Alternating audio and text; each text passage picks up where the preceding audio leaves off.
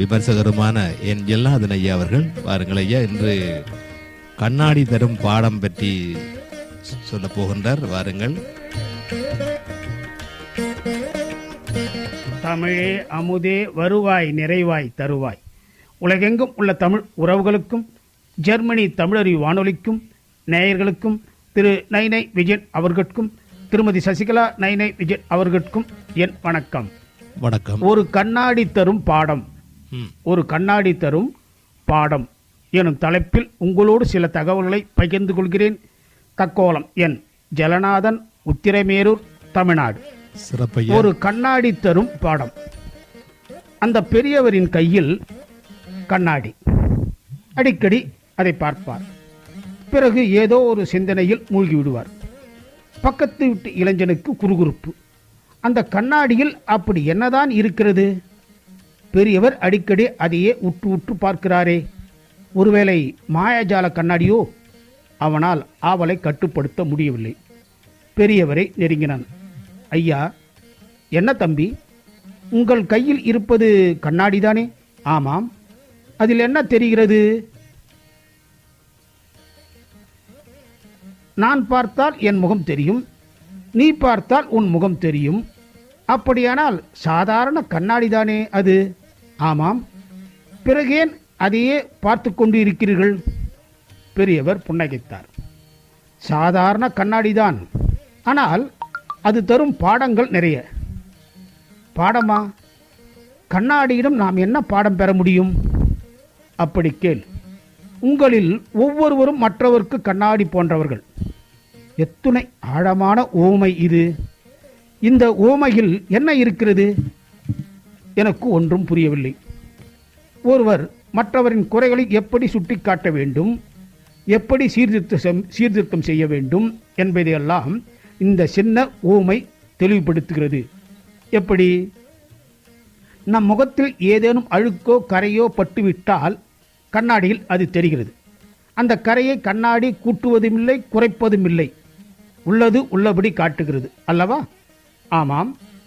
அதேபோல் உன் சகோதரனிடம், நண்பனிடம் எந்த அளவுக்கு குறை இருக்கிறதோ அந்த அளவுக்குத்தான் அதனை சுட்டிக்காட்ட வேண்டும்.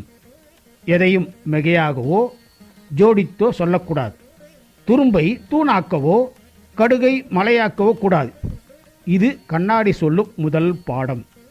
அடடே, வெரி இன்ட்ரெஸ்டிங். அடுத்து, கண்ணாடிக்கு முன்னால் நீ நிற்கும்போதுதான் உன் குறையை காட்டுகிறது. நீ அகன்று விட்டால் கண்ணாடி மௌனமாகிவிடும், இல்லையா? ஆமாம். அதேபோல் மற்றவரின் குறைகளை அவரிடம் நேரடியாகவே சுட்டிக்காட்ட வேண்டும். அவர் இல்லாத போது முதுகுக்கு பின்னால் பேசக்கூடாது. இது கண்ணாடி தரும் இரண்டாவது பாடம். கிரேட். அப்புறம், ஒருவருடைய முகக்கரையை கண்ணாடி காட்டியதால் அவர் அந்த கண்ணாடி மீது கோபமோ எரிச்சலோ படுகிறாரா? இல்லையே. மாறாக அந்த கண்ணாடியை பத்திரமாக அல்லவா எடுத்து வைக்கிறார். சரியாக சொன்னாய். அதேபோல் நம்மிடம் உள்ள குறைகளை யாரேனும் சுட்டி காட்டினால் அவர் மீது கோபமோ எரிச்சலோ படாமல் நன்றி கூற வேண்டும். அந்த குறைகளை நம்மிடம் இருக்குமே ஆனால் திருத்திக் கொள்ள வேண்டும். இது கண்ணாடி தரும் மூன்றாவது பாடம். ஐயா, அருமையான விளக்கம். நீங்கள் கூறிய கண்ணாடி ஓமையில் இத்தனை கருத்துக்களா? அப்பப்பா, யோசித்தால் இன்னும் கூட பல விளக்கங்கள் கிடைக்கும். இனி கண்ணாடி முன்னால் நின்று என் முகத்தை அலங்கரிக்கும் போதெல்லாம் இந்த அறிவுரைகள் என் மனத்தை அலங்கரிக்கும். நாமும் அப்படித்தான்.